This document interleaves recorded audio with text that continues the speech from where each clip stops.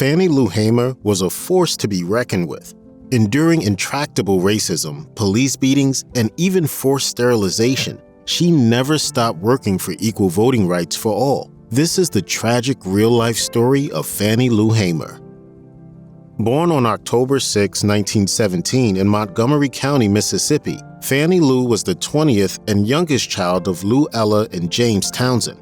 Both Lou Ella and James worked as sharecroppers their entire lives. When Fannie Lou was just 6 years old, she joined them despite having endured a bout of polio just a year earlier.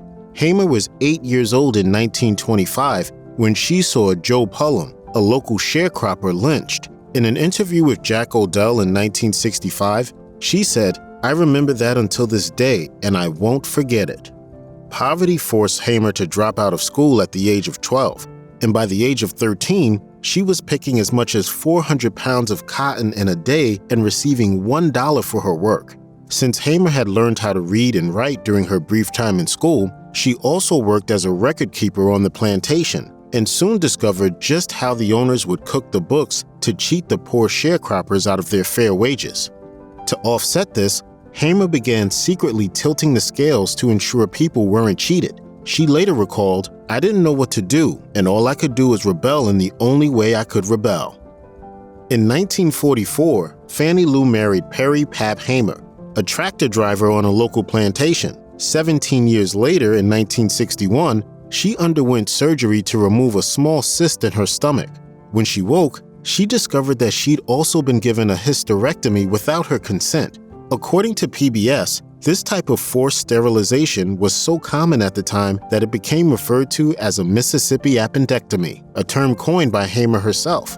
On June 8, 1964, Hamer testified before a panel in Washington, D.C. that at the North Sunflower County Hospital, 6 out of the 10 Negro women that go to the hospital are sterilized with the tubes tied. Forced sterilizations have a dark history and an equally dark present in the United States. Indiana passed the first forced sterilization law in 1907, and while they hit their peak in the 1930s and 1940s, targeting those deemed to be criminals or unfit by the 1950s, sterilization laws started targeting welfare recipients as well. Forced sterilizations were frequently racially motivated. This became abundantly clear when Mississippi proposed a bill that would make it a felony for a parent on welfare to have more than one child.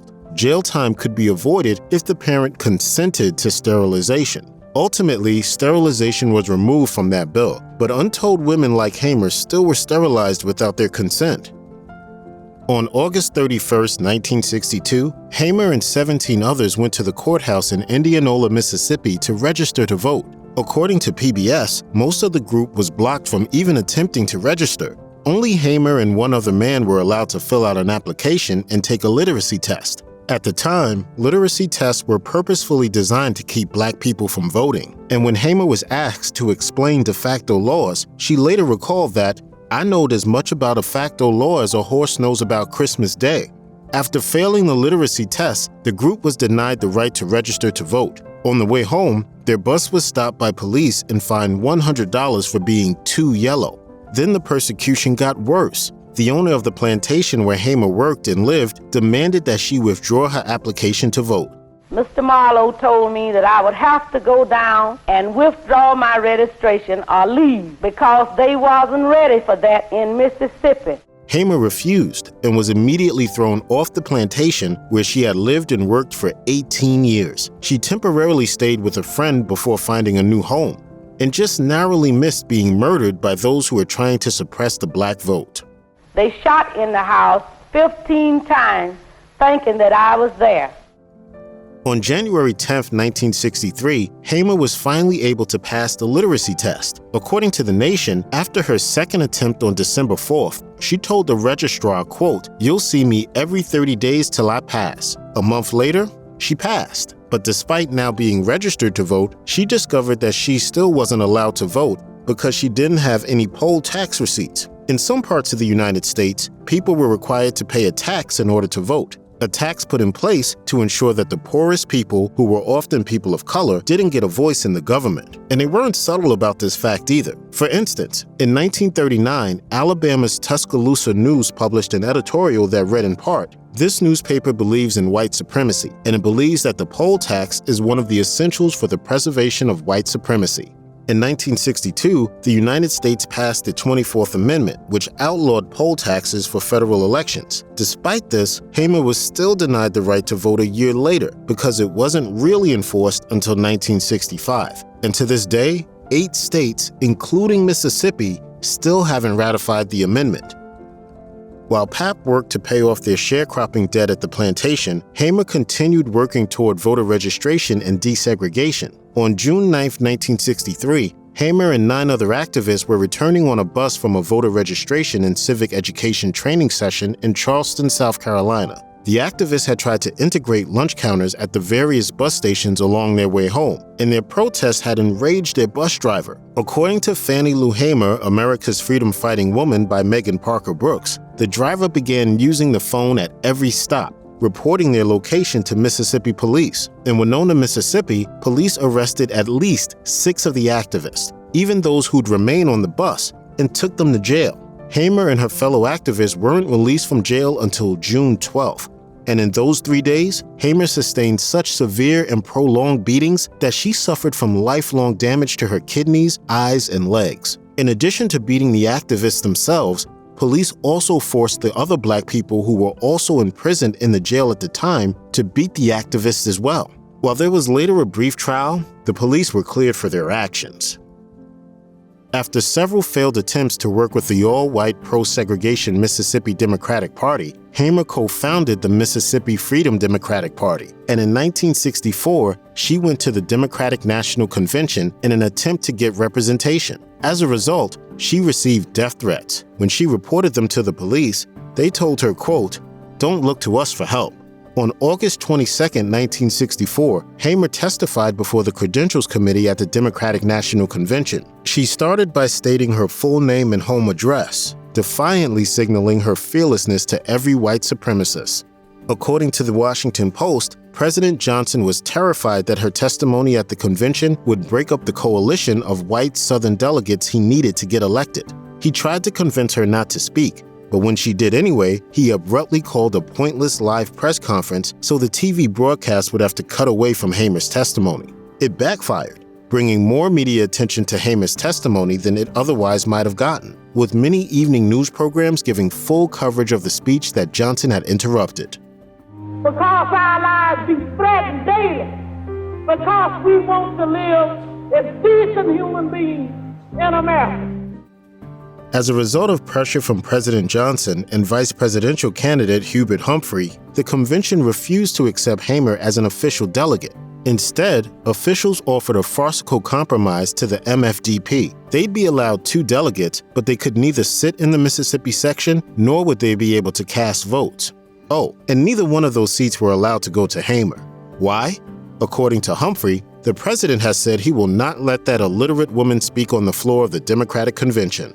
The Mississippi Freedom Democratic Party voted unanimously to reject the administration's compromise. In Hamer's words, quote, "We didn't come all this way for no 2 seats. They returned to Mississippi, shut out once again by a process meant to empower them."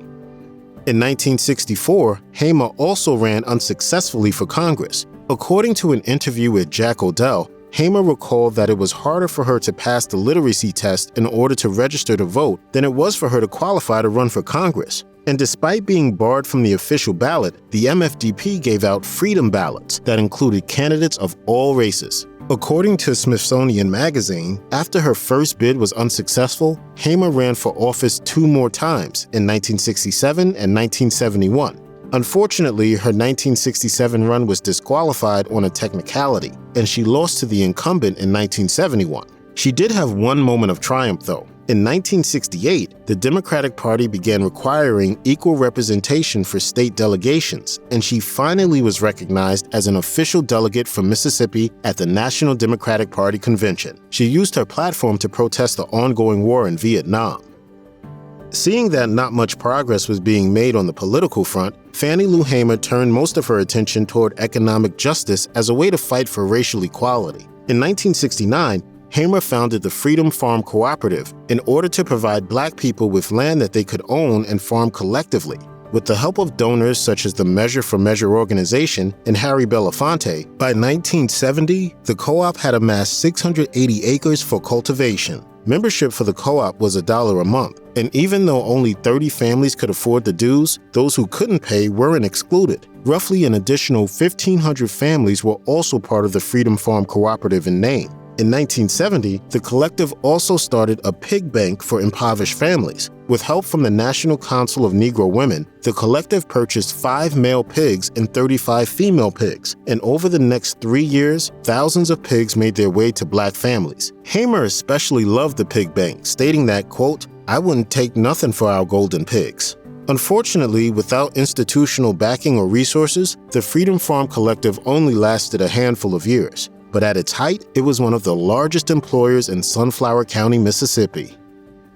According to the Center for Constitutional Rights, Hamer was actually partly responsible for the Voting Rights Act's passage thanks to her 1965 civil rights case, Hamer v. Campbell. Brought against the Circuit Clerk of Mississippi for restricting Black people's right to register and vote, Hamer's victory in court even allowed the elections to be overturned due to their discriminatory practices. Even after the Voting Rights Act was finally passed in 1965, Fannie Lou Hamer continued to focus on equal voting rights. Despite the federal protections that the Voting Rights Act claimed to guarantee, though, white people in power continued to try to prevent Black people from registering and voting. Still, she fought on. According to PBS, in 1970, Hamer organized plaintiffs for a class action lawsuit regarding school desegregation in Sunflower County. This suit resulted in the district court ordering the county to merge its segregated schools into a single public school system. Fannie Lou Hamer's health suffered during her final years. In 1976, she was diagnosed with breast cancer and underwent a radical mastectomy. She continued her civil rights work as long as she could, but as her health worsened, fundraising and public speaking became more and more difficult. Hamer died on March 14, 1977. Her life cut tragically short at the age of 59. Hundreds of people came to pay their respects, but some regretted the media circus that transpired. According to Fannie Lou Hamer, The Life of a Civil Rights Icon by Ernest N. Bracey, some of her fellow activists believed that dignitaries looking for a photo op ended up overshadowing coverage of Hamer's life and work and the mourning being done by her real friends, family, and neighbors. Hamer was buried at the Freedom Farm Cooperative, and her gravestone bears her famous motto, "We are sick and tired of being sick and tired.